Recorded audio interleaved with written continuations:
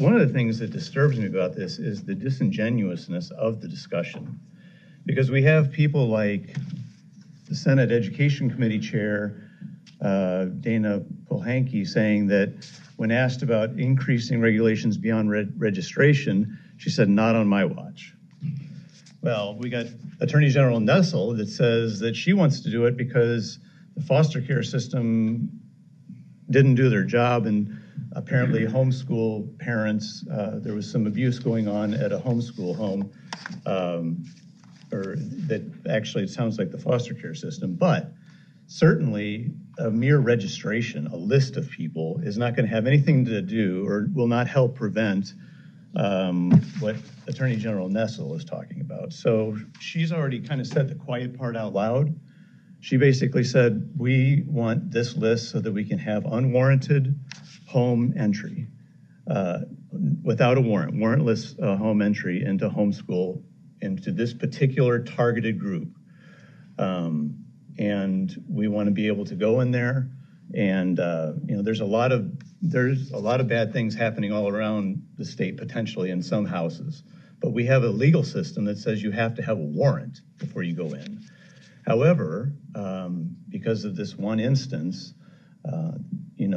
some in the state want to be able to barge in and bust the door down, and I'm not being, it's not hyperbolic. I mean, if they knock on the door and they say, "No, I don't want you to come in," and there's all kind of reasons not to have them in. I hope I'm not the only one, but there's to have the government come into your house.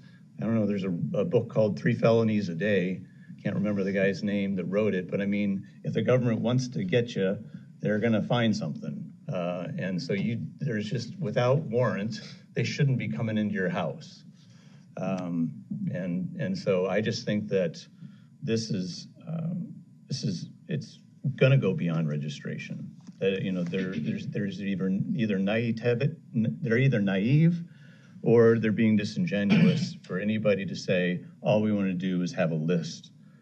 It's going to go significantly further than that. They're going to either want to know exactly what's being taught, or they're going to want entry into the houses.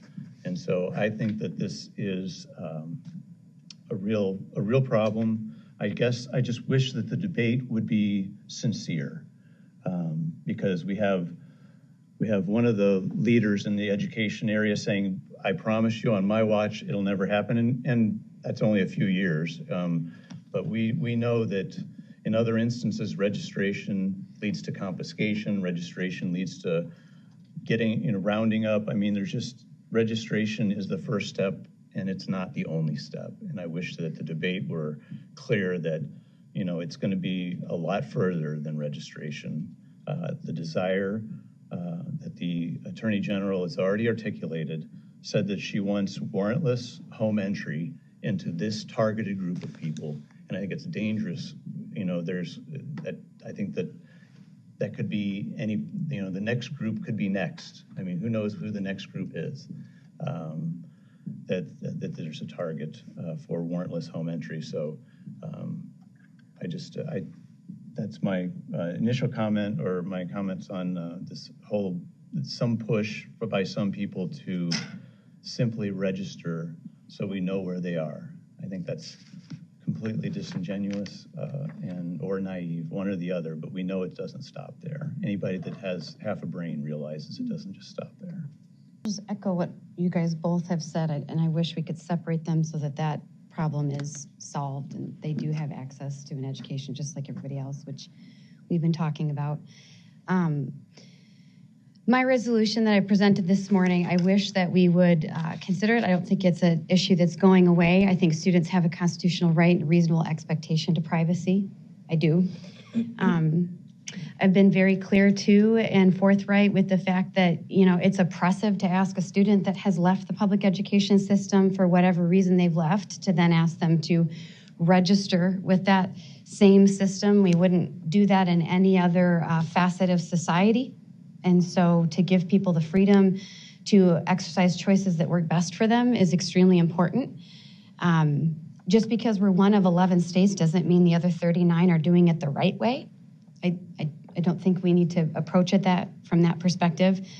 And I just really want to push back on things we've talked about at this table. Public education is not safer than homeschooling, and that means it's incumbent upon us to address that. There are multiple pieces of evidence that we've discussed here at the board table time and time again that we do nothing about, that prove public education needs a safety overhaul before we can claim that homeschool leaves students more vulnerable. So sexual abuse epidemic, where we refuse to register school officials who've assaulted students so they can be rehired elsewhere.